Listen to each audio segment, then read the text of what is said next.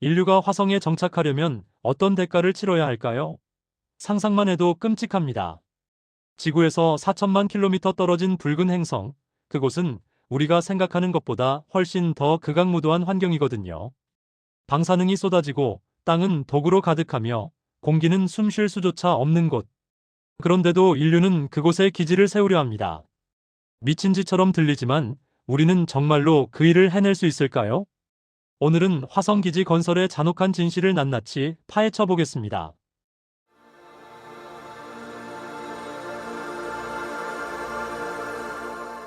인류는 항상 새로운 땅을 찾아 떠났죠. 사막이든 외딴 섬이든 높은 산이든 상관없이 우리는 확장을 멈추지 않았습니다. 그래서 화성 정착 준비가 이미 시작된 것도 놀랍지 않아요. 하지만 화성에 영구적인 식민지를 건설하기 전에 우리는 먼저 준비 단계를 거쳐야 합니다.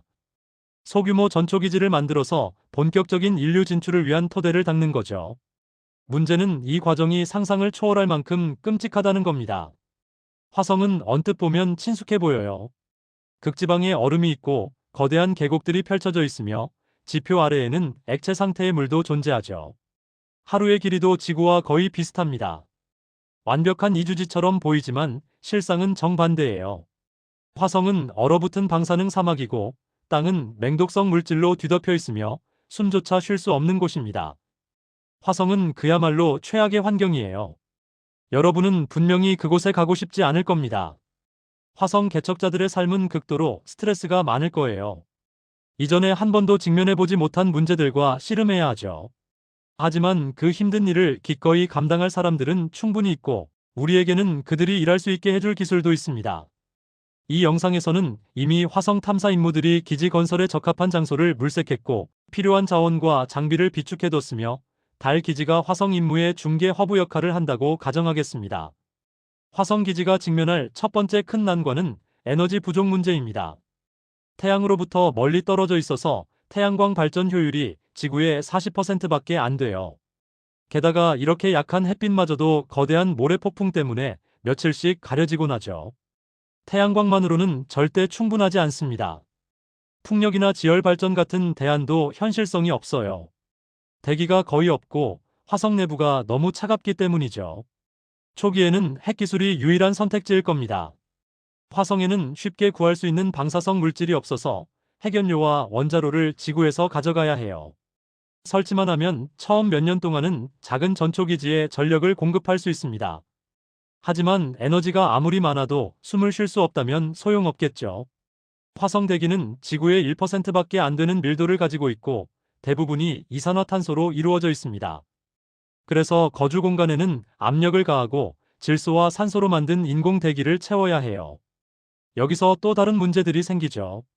모서리나 평평한 벽은 약점이 되기 때문에 거주지는 둥글고 매끄러운 형태로 지어야 합니다.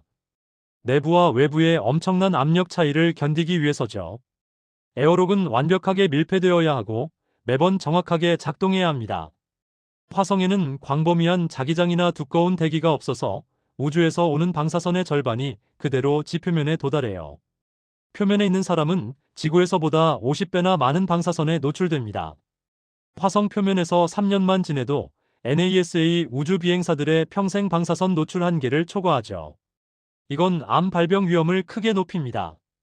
이를 막기 위해서는 대기에서 직접 채취할 수 있는 두꺼운 얼어붙은 이산화탄소층으로 거주지를 차폐할 수 있어요.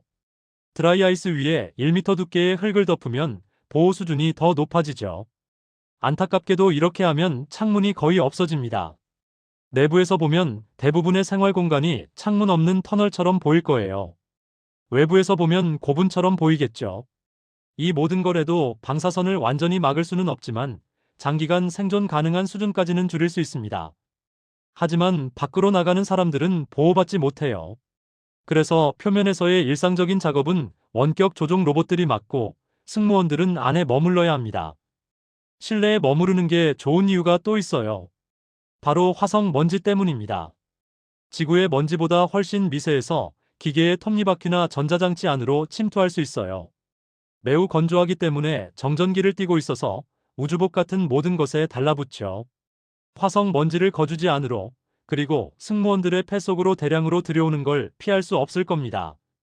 설상가상으로 화성 토양은 매우 독성이 강한 과염 소산염으로 가득 차 있어요. 지속적으로 노출되면 치명적일 수 있죠. 그래도 이 문제는 극복할 수 있습니다.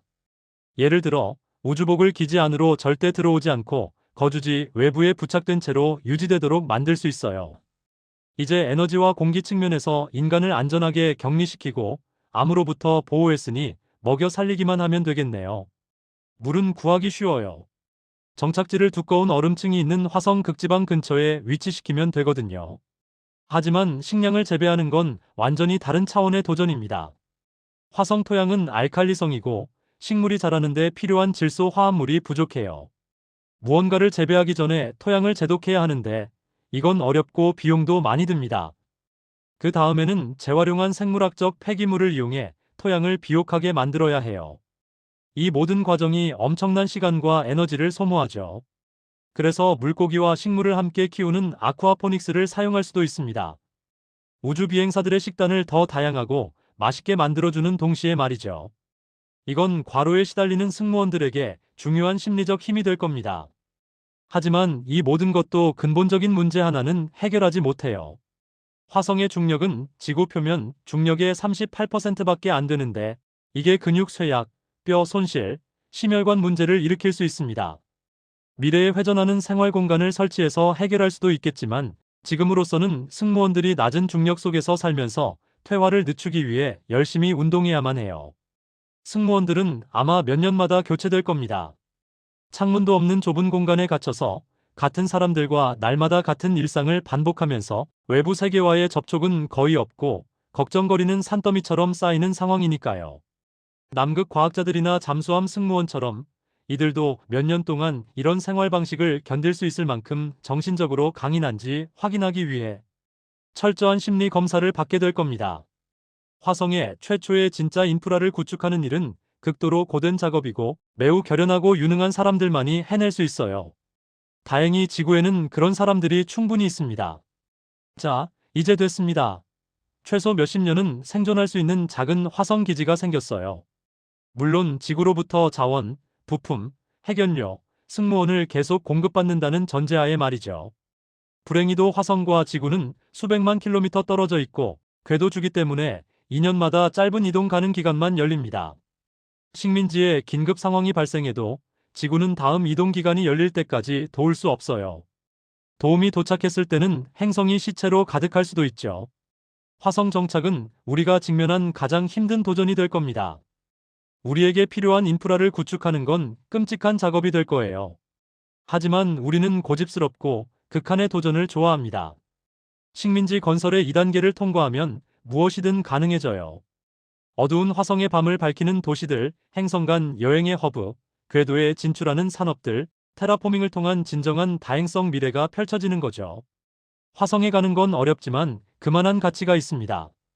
운이 좋다면 우리는 그 일이 실제로 일어나는 걸 볼 수 있을 만큼 오래 살 수 있을 거예요. 그리고 우리 모두를 위해 이런 도전을 감수하는 사람들을 응원할 수 있겠죠.